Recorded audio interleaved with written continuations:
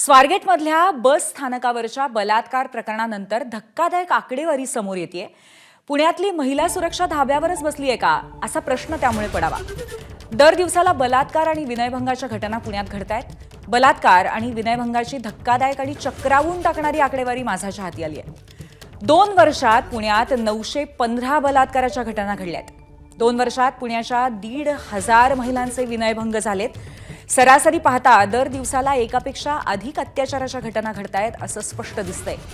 विकृती ठेचायची पोलीस आणि प्रशासनासमोर विकृती ठेचण्यासाठी एक मोठं आव्हान आहे आणि या दृष्टीने पावलं उचलणं गरजेचं आहे। आपली प्रतिनिधी शिवानी पांढरे पुण्यातनं आपल्याला लाईव्ह या संदर्भात माहिती देणार आहे। शिवानी, तू स्वतः एक महिला रिपोर्टर आहेस। वेळी अवेळी पुण्यामध्ये फिरणं ही तुझी सुद्धा गरज आहे आणि अशा अनेक मुली पुण्यामध्ये फिरत असतात। पण असं असताना ही जी आकडेवारी समोर आलेली आहे ती कुठेतरी स्त्रियांच्या मनामध्ये भीती निर्माण करणारी आणि कुठेतरी यंत्रणेचं अपयश आहे हे दाखवणारी आहे। काय वाटतं शिवानी तुला?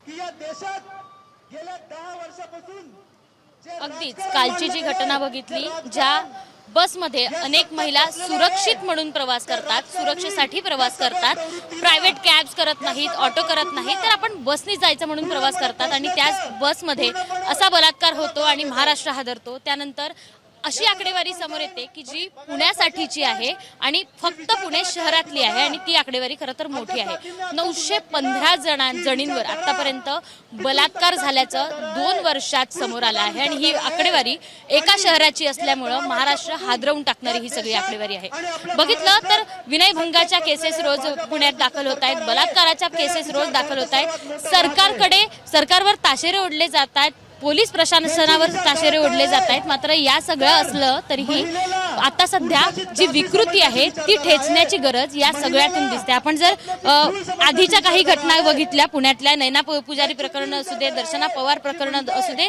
बोबदेव घाटातलं प्रकरण असू दे किंवा बदलापूर सारख्या शहरात झालेलं प्रकरण असू दे, सातत्यानं या घटना समोर येत आहेत। सरकार कोणाचंही असो किंवा कोणीही प्रशासन असो आता सध्या महाराष्ट्रात, पण घटना संपायचं नाव घेत नाहीये। दर महिन्याला दर दिवसाला जर एक बलात्कार, एक विनयभंग होत असेल तर महिलेची सुरक्षा धाब्यावर टांगली आहे का असा प्रश्न निर्माण झालाय आणि या घटनांना जबाबदार कोण आहे हे शोधायची आता खरंच गरज झाली आहे। सरकारवर ताशेरे ओढून उपयोग नाही किंवा बाकी सगळ्याला दोष देऊन उपयोग नाही, तर ही विकृती आहे ती ठेचायची गरज आता समाजात निर्माण झाली पाहिजे। आणि अर्थातच पालकांनी, मुलींनी, मी आता तू उल्लेख केला तसा मी रिपोर्टर आहे किंवा बाकी क्षेत्रात काम करणाऱ्या मुलींनी स्वतःची जबाबदारी घेण्याची आता गरज सगळ्यात जास्त आहे। त्यामुळे कोणावरही किती विश्वास ठेवायचा? योग्य बोललीस तू शिवानी। कुठेतरी आपणच हातामध्ये या सगळ्या बाबतीमध्ये आपल्या हातात सूत्र घेऊन आपण ही मानसिकता बदलण्याची आणि ही विकृती ठेचण्याची गरज आहे। सुरक्षा व्यवस्थेवरती अवलंबून राहण्यात अर्थ नाही असा कुठेतरी अर्थ